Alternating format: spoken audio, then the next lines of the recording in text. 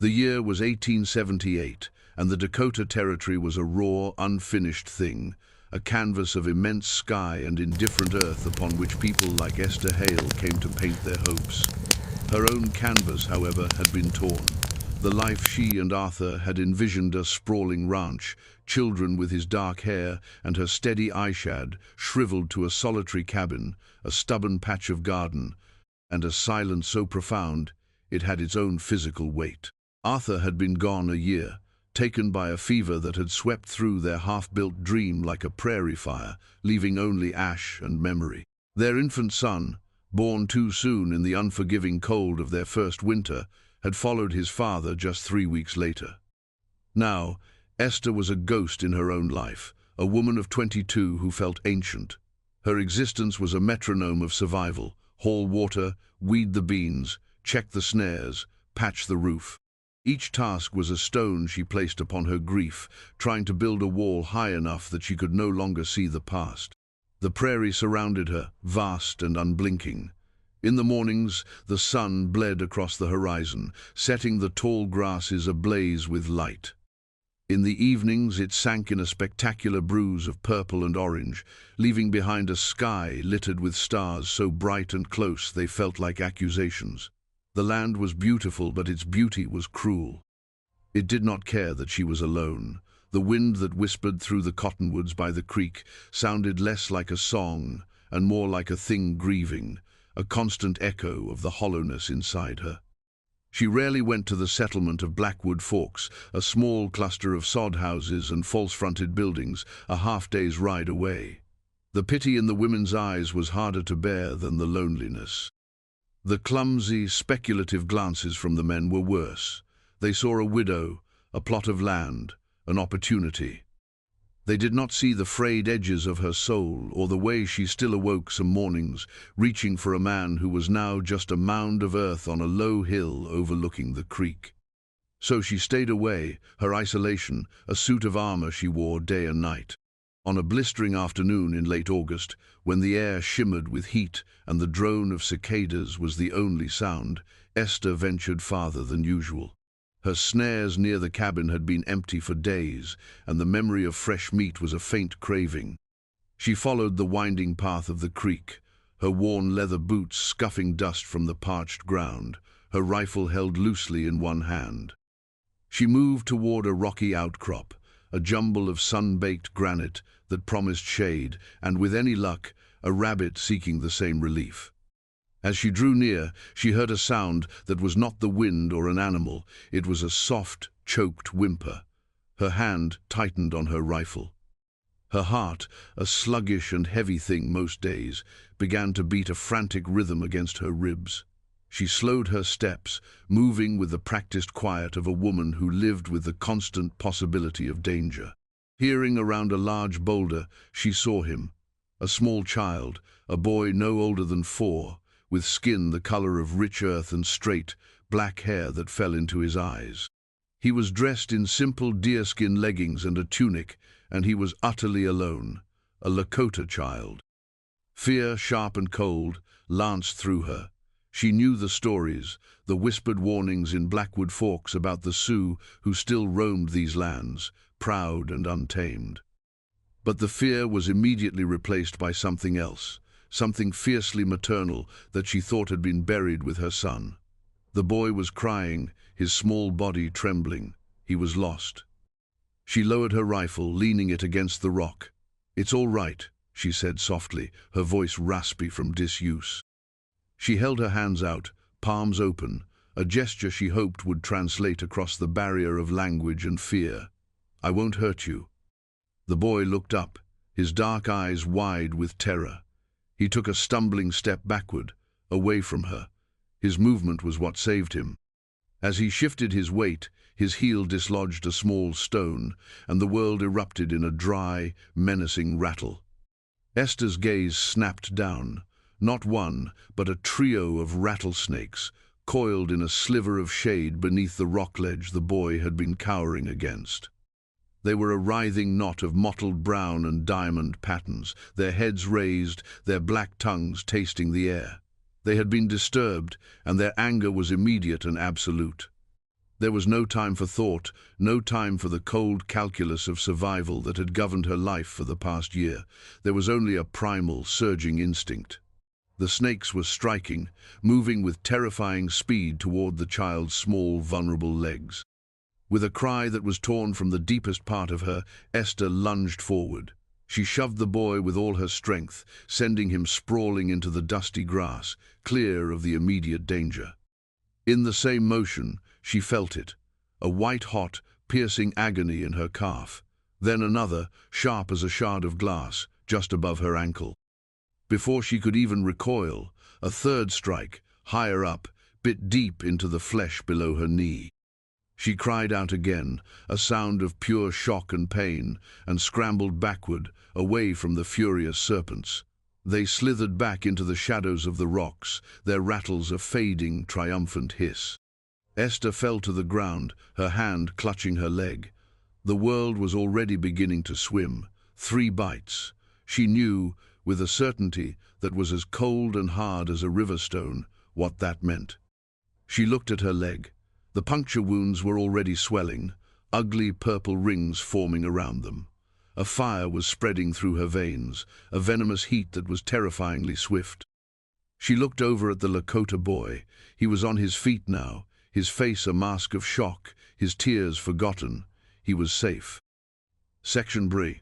That one, clear thought was a small point of light in the rapidly darkening landscape of her consciousness. She tried to think of Arthur, of her baby, but their faces were blurry, indistinct. Her vision tunneled. The buzzing of the cicadas grew louder, merging with a roar in her own ears. The last thing she saw before the darkness took her completely was the child's dark, frightened eyes staring down at her. Then there was nothing. Consciousness returned not as a gentle dawn, but as a series of fragmented, agonizing sensations. Heat, a suffocating fever that seemed to bake her from the inside out. Pain, a throbbing, relentless fire in her leg. Thirst, a desperate, sandpaper on the tongue need for water.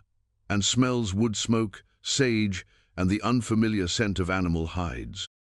Her eyelids felt as if they were sealed with wax. With a monumental effort, she forced them open. The light was dim, filtered through a taut, translucent surface above her.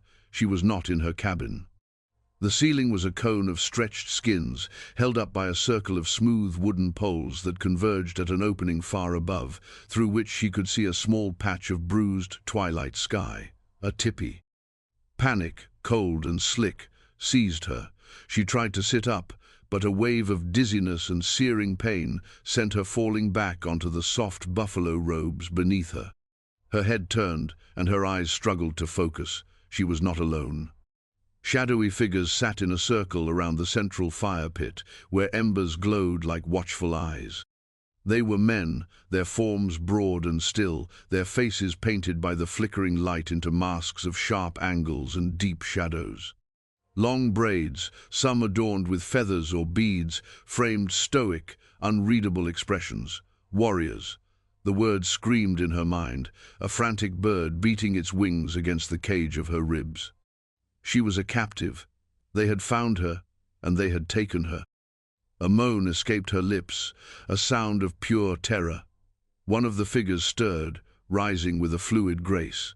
He was tall, his silhouette formidable against the firelight. He moved closer, and she flinched, trying to drag herself away, but her body was a leaden, useless weight. Then, a different presence intervened. A woman, her face a beautiful map of wrinkles, knelt beside her. Her hands were gentle as she laid a cool, damp cloth on Esther's forehead. She murmured something in a low, musical tongue, the words meaningless, but the tone as soothing as a lullaby. This must be the healer. The woman's presence was a small anchor in a sea of fear. Esther's gaze darted back to the circle of men. They were watching her, their dark eyes intense, unwavering. There was no menace in their gaze, not that she could discern through her fevered haze. It was something else, a profound, unnerving curiosity, an appraisal that felt ancient and solemn. The tall man who had risen now stood near the foot of her bedding. He was younger than some of the others, his face stern but not unkind, marked by a quiet authority. He spoke, his voice a low rumble. He gestured toward her bandaged leg, then made a motion as if pushing something away. He then pointed to a small figure huddled near him, half hidden in the folds of his own buffalo robe. It was the boy, the Lakota child. Istas. She would later learn his name was not Istas, which meant snow, but Chaitan's son, whose name was Kuruk, meaning bear. For now, he was just the boy. He peered at her, his small face etched with a mixture of awe and guilt. Understanding, fragmented and hazy, began to piece itself together in her delirious mind. They hadn't captured her, they had found her. The boy had brought them. They knew what she had done. The old woman, whose name she would learn was Wachiwi, offered her a small bowl. The liquid within was bitter and dark, but Esther was too weak and too thirsty to refuse. She drank, the woman's steady hand supporting her head. As the potent herbal brew slid down her throat, her eyelids began to droop again.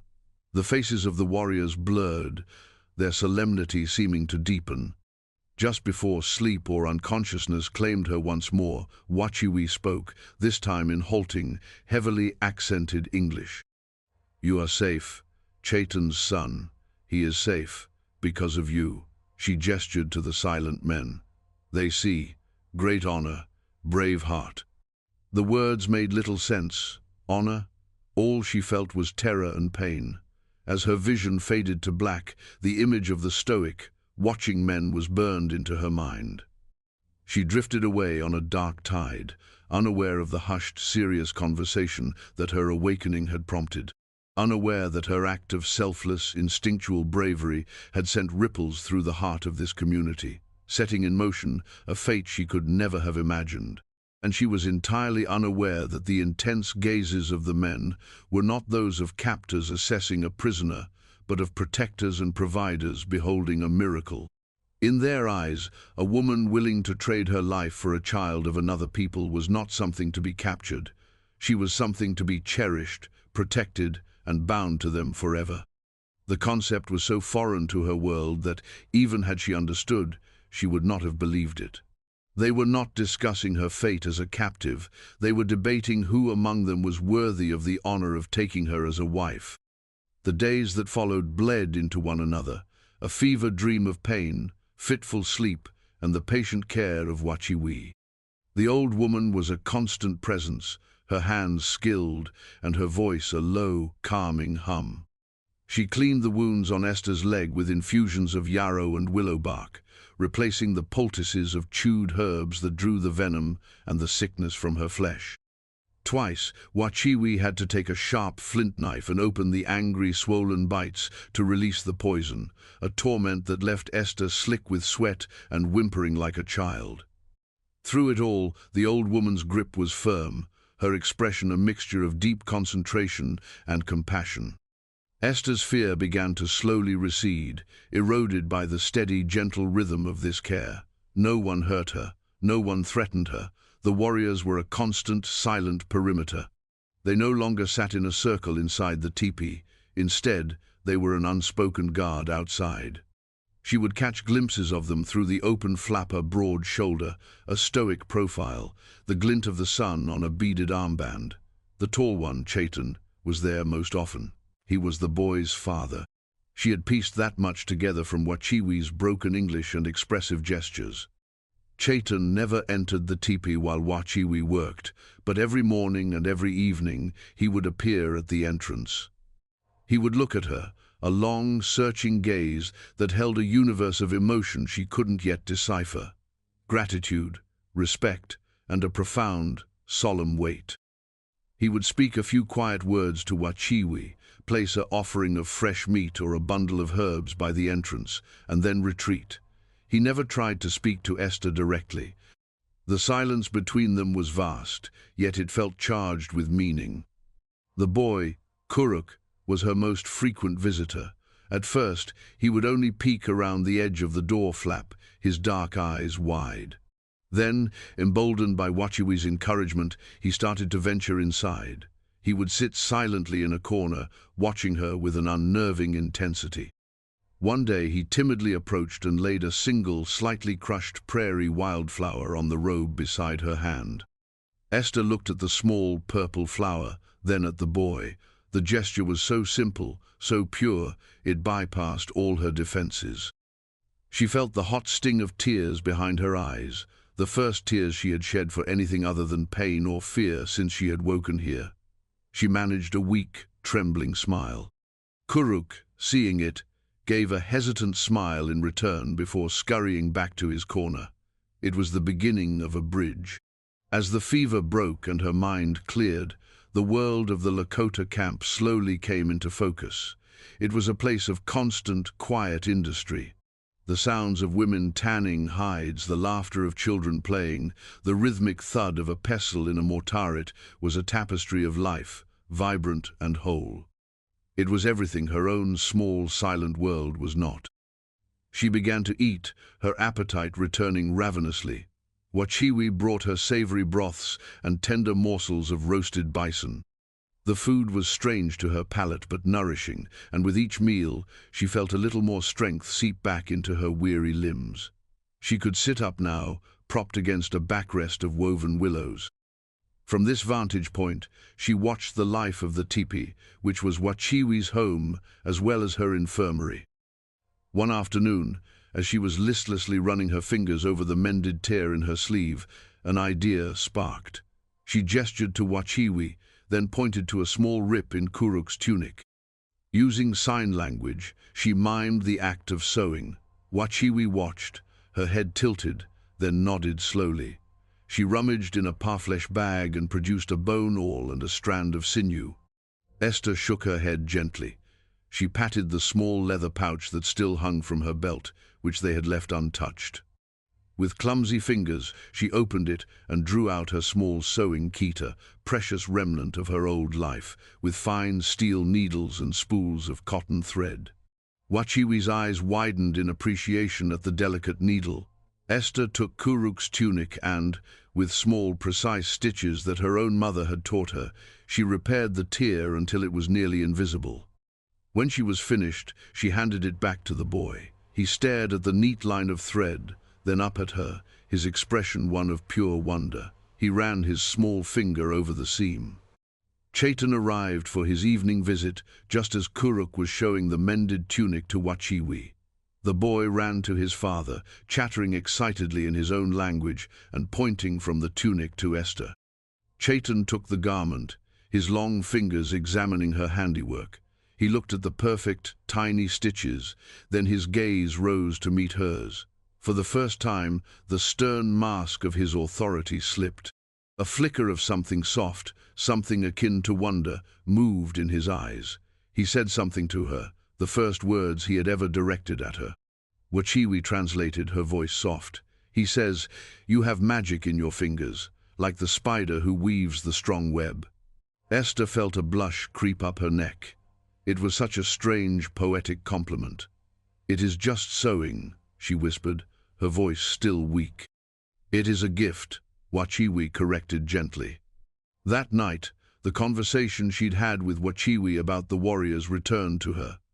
She had been stronger then, and had asked the old woman to explain. Wachiwi had tried, her English struggling to convey the concept. It was not a demand, it was a statement of worth.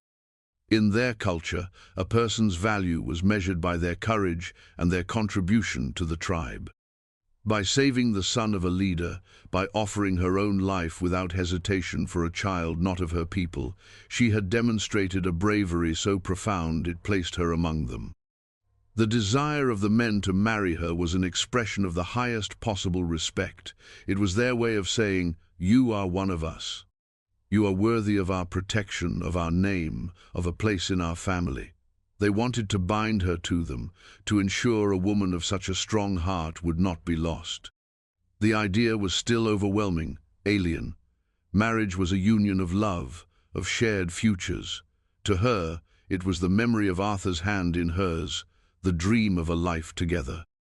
To them, it seemed to be a social contract of honor and protection. She looked at Chaitan, at the quiet dignity that surrounded him like a cloak, and felt a profound confusion. He was a widower too, Wachiwi had told her. Kuruk's mother had been taken by the coughing sickness 2 winters ago. They were both adrift, scarred by loss. The thought created another small, fragile connection in the space between them.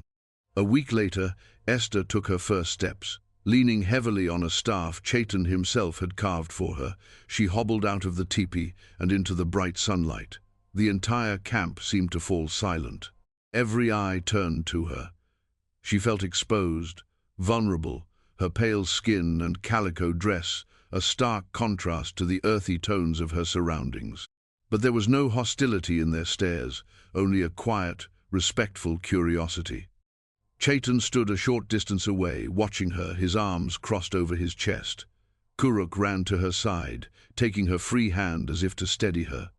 As she stood there, blinking in the sun, her legs screaming in protest, she felt it for the first time, a tentative, fragile sense of belonging.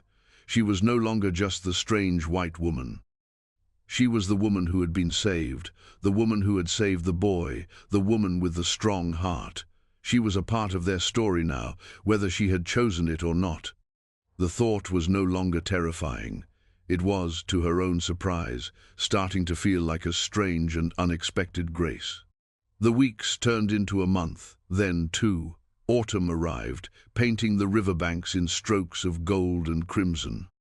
Esther's leg healed, leaving behind a trio of puckered, star-shaped scars on her calf and shin, a permanent testament to the moment her life had fractured and reformed. She could walk now without the staff, though a slight limp remained, a subtle reminder that grew more pronounced when she was tired or when the air grew cold. She had found a rhythm within the Lakota camp.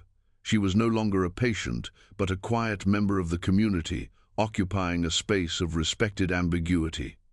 She lived in Wachiwi's teepee, helping the old woman with her endless tasks, gathering herbs, grinding corn, scraping hides with an obsidian tool that felt clumsy and foreign in her hand. In return for her labor and Wachiwi's tutelage in the Lakota language, Esther contributed her own skills. Her needles were a source of endless fascination, and she spent many afternoons mending garments, her fingers flying with a precision that drew quiet, admiring glances from the other women. She was learning their world. She learned which roots were for healing and which were for dye. She learned the cadence of their language, the soft vowels and guttural stops, picking up words and phrases like smooth stones from a riverbed. She learned the complex web of kinship that bound them all together, a stark contrast to the brutal isolation that had defined her own life. Here, no one was truly alone. Her relationship with Chaitan remained one of profound and respectful distance, yet it deepened with every shared silence, every fleeting glance. He was the leader of his warrior society, a man who carried the weight of his people with a quiet, unyielding strength. She saw the way the others looked to him, the deference in their posture, the respect in their voices, but with her, and with his son, he was different. When he watched Kuruk play, a softness would gentle the hard lines of his face, and when he looked at Esther, his gaze held a question he never spoke aloud. He continued his ritual of bringing offerings, not just to Wachiwi's lodge, but for Esther herself. A perfect goose feather, the deep blue of a jay's wing, a piece of translucent agate polished by the river. They were not grand gifts, but small, considered things, each one a word in a silent conversation they were having. She would accept them with a quiet, "Pilamaya, thank you," and he would nod, the ghost of a smile touching his lips. The world of Blackwood Forks, of her cabin, of Arthur, felt like a dream from another lifetime. She knew she could not stay in the Lakota camp forever. She was a white woman, an outsider. Sooner or later, the fragile peace would be broken. The thought was a cold knot in her stomach. The idea of returning to her empty cabin, to the crushing silence and the pitying eyes, was unbearable. She had found something here, not happiness, not yet, but a sense of purpose, of connection, that she thought had been lost to her forever. The break came sooner than she expected, and from the direction she feared most. One crisp morning, 2 riders were spotted approaching the camp, They were not hunters, and they were not Lakota. They were white men. A ripple of tension spread through the camp. Men collected their weapons not with aggression, but with a weary readiness. Women gathered their children, their faces suddenly taut with anxiety. Esther felt a familiar, cold dread wash over her. She knew, with a sickening certainty, who they were and why they had come. She stood beside Wachiwi near the center of the camp, Kuruk clutching her hand tightly. Chaitan and a dozen other men walked to the edge of the encampment to meet the riders, their posture unwelcoming, their faces like stone. The lead rider was a man she recognized with a lurch of her stomach, Garrett Donovan, a deputy from Blackwood Forks. He was a man whose ambition was as plain as his thick neck and perpetually sneering lips. The man beside him was a land agent she had seen once or twice, his face pinched with disdain. "We're looking for a woman," Donovan called out, his voice loud and arrogant, making no attempt at civility. "Esther Hale, widow. We have reason to believe you're holding her against her will." Chaitan did not reply. He simply stood, a silent, immovable barrier. His stillness was more intimidating than any threat. "Don't play dumb with me," Donovan spat, his hand moving to rest on the butt of his pistol. "We know she's in here. Send her out now, and this can end peacefully." The air grew thick, humming with the promise of violence. Esther knew this was the moment of decision. Her past had ridden into her present, demanding she choose. She could stay hidden, let these men of stone and iron clash, and watch this fragile peace be shattered because of her, or she could face them. She squeezed Kuruk's hand gently and released it. "I must go," she said to Wachiwi in her halting Lakota. Wachiwi's eyes were filled with worry, but she nodded. "Your heart is strong. Show them." Taking a deep breath, Esther stepped out from behind the teepee. She walked forward, her limp more pronounced under the stress, her head held high. She moved through the line of warriors until she stood just behind Chaitan's shoulder. Donovan's eyes widened in surprise, then narrowed in triumph. "There she is. See? We told you. Mistress Hale, are you all right? Have these savages harmed you?" Every muscle in Chaitan's body went rigid at the insult. Esther saw the knuckles of his hand clench. She put a light hand on his arm, a gesture of restraint that was both astonishingly bold and deeply intimate. He did not shrug her off. He stood his ground, but the immediate threat of his reaction subsided. Esther looked directly at Garrett Donovan, her gaze clear and cold. "I have not been harmed, Mr. Donovan, and these people are not savages." Her voice, though quiet, carried with absolute clarity in the tense silence. Donovan's face flushed with anger and confusion. "What are you talking about? You've been missing for months. We assumed you'd been taken." "You assumed wrong," Esther said, her voice gaining strength. "I was lost. I would have died if not for them. I was bitten by 3 rattlesnakes." She gestured to her scarred leg. "These people found me. They saved my life." The deputy stared at her, his simple narrative of heroic rescue completely unraveling. "Bitten, but you should be. That's impossible." "It is the truth," she said. "I owe them my life. I am not a prisoner here. I am a guest." "A guest?" The land agent beside Donovan sneered. "Living in a tipi? Like one of them? Have you lost your mind, woman?" "I have found it," Esther countered, her voice ringing with a conviction that surprised even herself. "I have found more kindness and honor here in this camp than I ever found in Blackwood Forks." The accusation hung in the air, sharp and undeniable. Donovan was flustered, his authority undermined. He had come expecting to play the hero, to rescue a helpless white woman from the clutches of the natives, an act that would have served his political ambitions and reinforced the prejudices of the town. Instead, he was being publicly rebuked by the very woman he had come to save. This is unnatural," he stammered, searching for solid ground. "You're a white woman, a Christian woman. Your place is with your own kind. You will come with us now." It was not a request, it was an order. This was the precipice. Esther felt Chaitan's presence behind her, solid and unwavering. She felt the eyes of the entire camp on her back. She thought of her cold, empty cabin. She thought of the silence, the grief, the loneliness. Then she thought of Wachiwi's gentle hands, of Kuruk's trusting smile, of Chaitan's quiet, steady respect. She knew where she belonged. She took a step forward, away from the protection of Chaitan's shadow, and stood fully on her own. Her gaze did not waver from Donovan's. "No," she said. The word was simple, absolute. A closed door. My place is where I am treated with respect. My place is where a child's life is valued. My home is here. The finality in her voice was like a physical blow. Donovan and the agent stared at her, their faces a mixture of disbelief and fury. She had not only refused their rescue, she had chosen the Lakota over them. She had willingly crossed a line they considered sacred and impassable. In their eyes, she had betrayed her race, her society, her entire world. Chaitan stepped up to stand beside her, his hand moving from his weapon to rest lightly on her shoulder. It was not a gesture of ownership, but of solidarity, a silent, powerful declaration. "She belongs with us. She is one of us."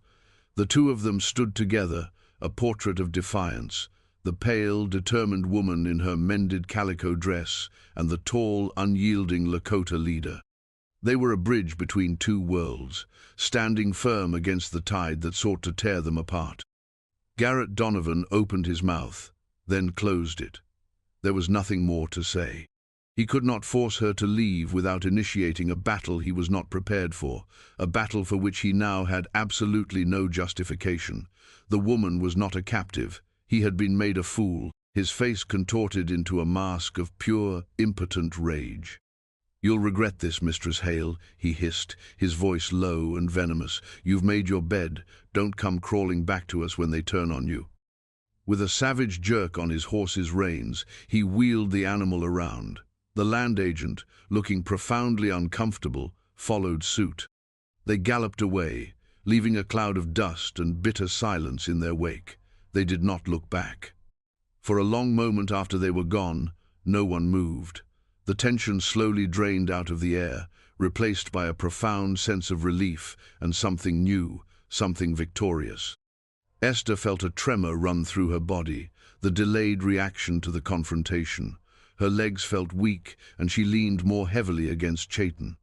His hand tightened on her shoulder, his strength flowing into her, steadying her.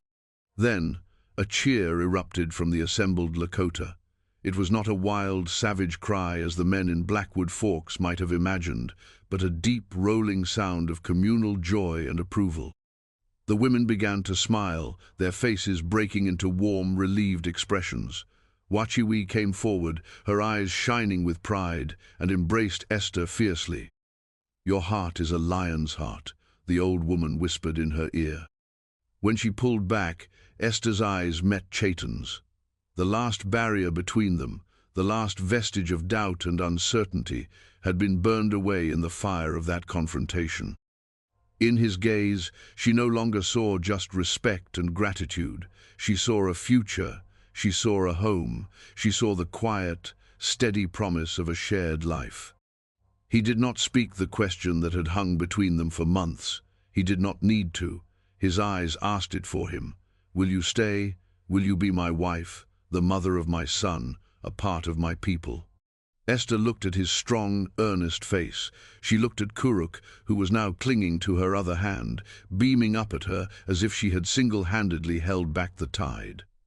She looked around at the circle of Tippis, at the smoke curling into the vast blue sky, at the faces of the people who had saved her, healed her, and accepted her. Her old life was a ghost. The cabin on the prairie was a tomb of memory. This, right here, was life.